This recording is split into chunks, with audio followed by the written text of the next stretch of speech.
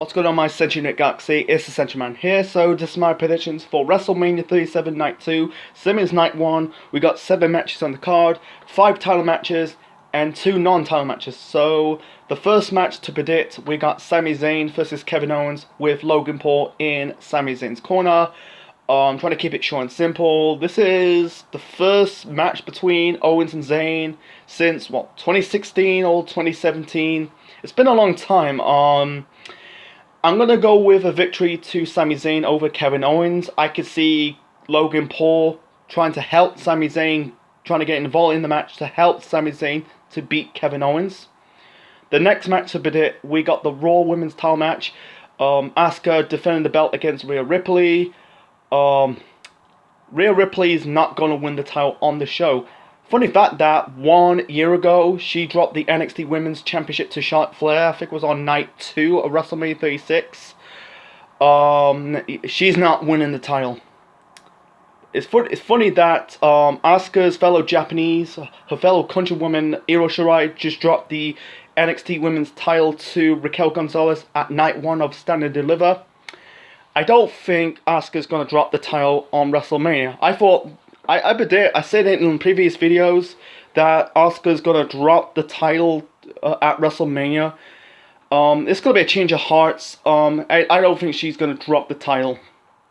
I think the one person is going to beat Asuka for the Raw Women's title. It's going to be Becky Lynch, because there's rumors that Becky Lynch could show at WrestleMania.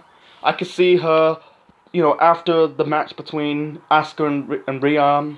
I could see, Becky turning heel, locking Asuka with the disarmer, and that could set up the next match at the next pay-per-view, because Becky awarded Asuka the title after, Asuka won the women's Money in the Bank ladder match at that bastardizing Money in the Bank ladder match at Money in the Bank 2020, because they didn't because Becky didn't drop the title to Asuka because she vacated the title due to, she was pregnant, and then now she's back. I could see her facing Asuka next, the next challenger for the Empress. So, yeah, I'll call the last kicker, not the man. So the last kicker versus the Empress.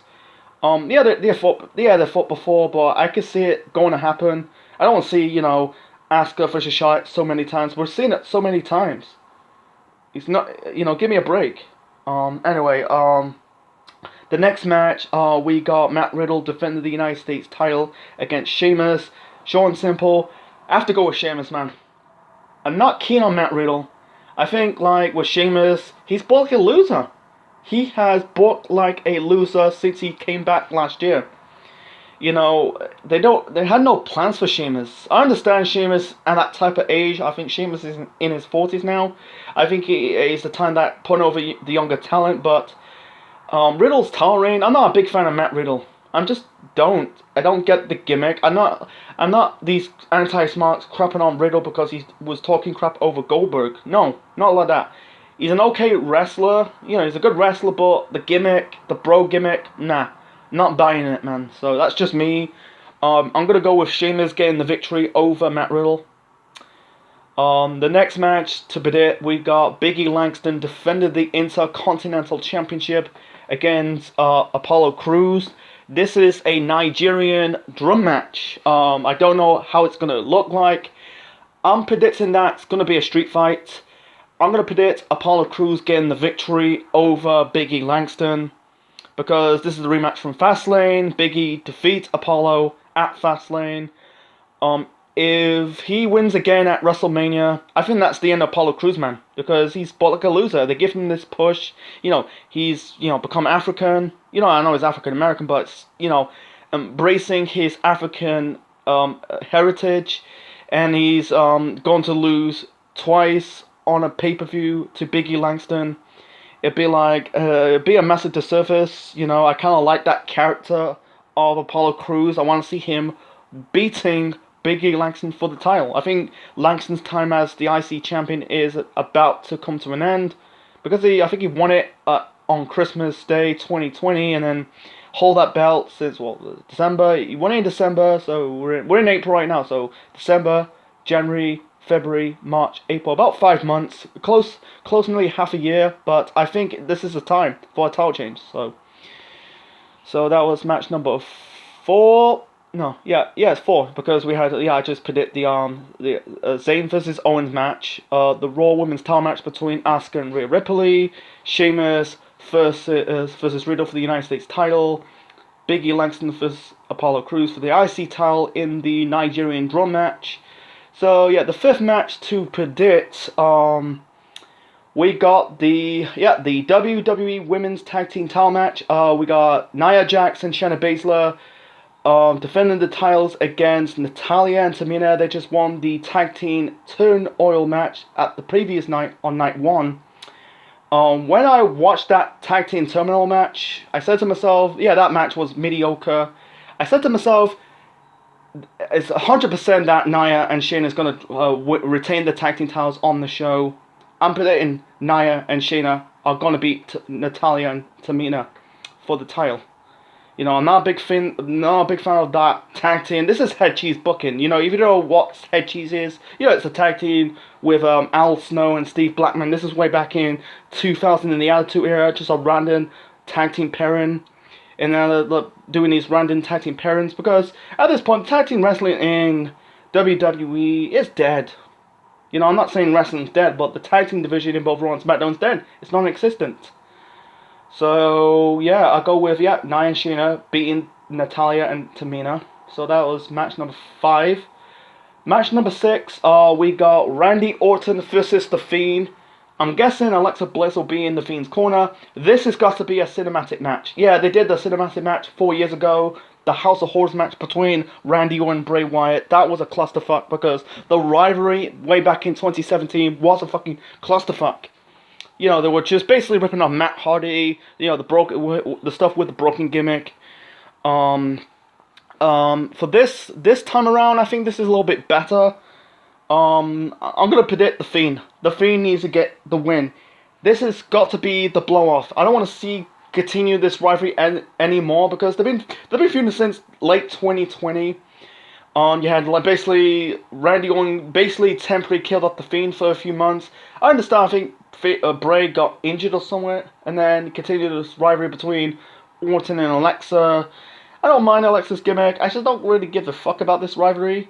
And then when The Fiend came back last month at Fastlane, I want to see The Fiend defeating Randy Orton, end this feud, and they go off their separate ways. So I go with The Fiend defeating Randy Orton on night 2 at WrestleMania 37. So main event time, we got a triple threat match. This is for the Universal title. Before that, I think they're gonna do another Andre the Giant Battle Royal. Fuck no, I don't want to see that. That'll be on the kickoff show from night 2 of WrestleMania 37. I hope they not put it on the main show. Fuck off. Hate that Battle Royal. I think it's the first time since 2019 because they didn't do one 2020. I think they scrapped it because due to the start of the COVID pandemic.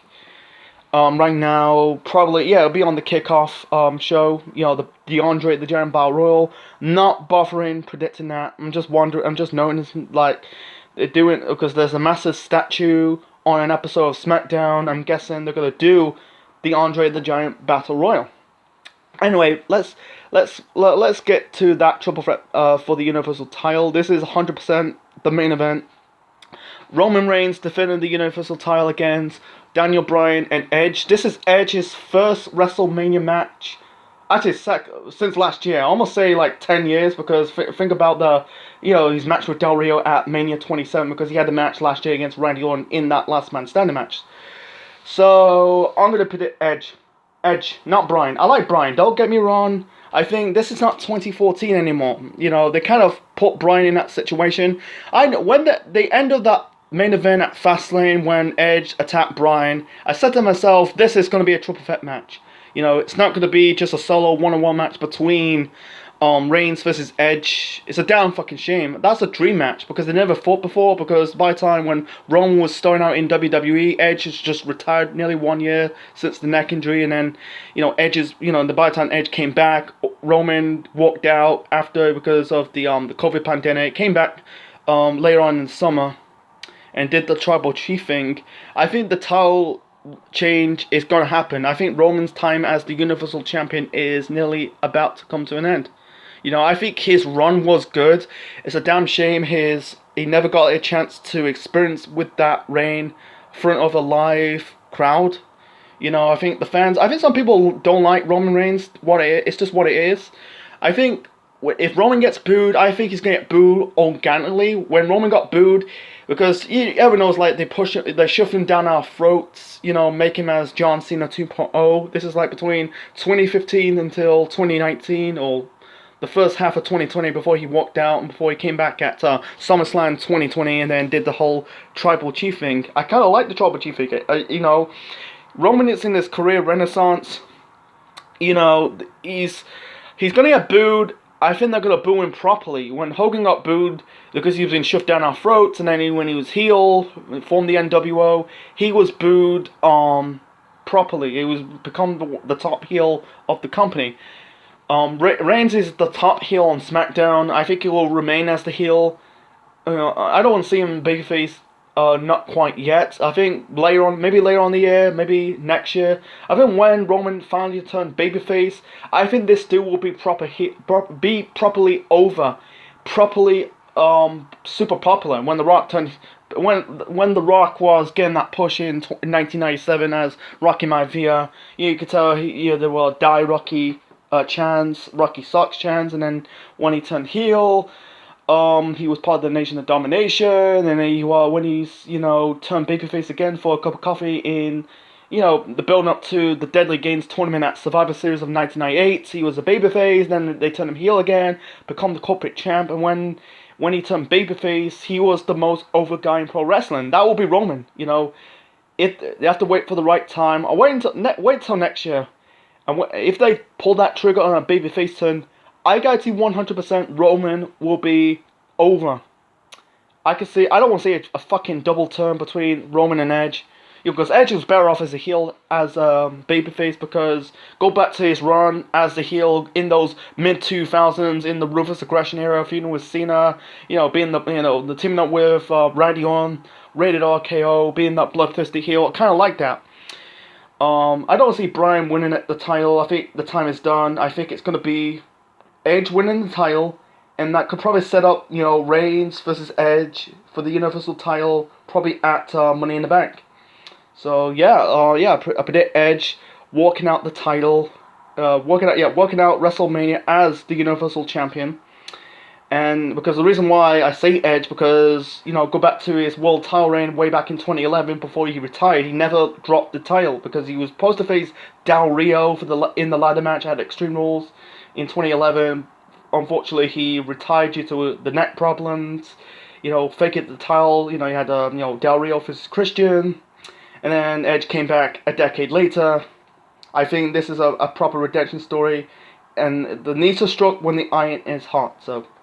Anyway, so that's my predictions for WrestleMania 37 Night 2. Leave your thoughts in the comment section below, smash the like button, and subscribe to the Central Man Network on YouTube. And this is Central Man officially signing out. Check you later.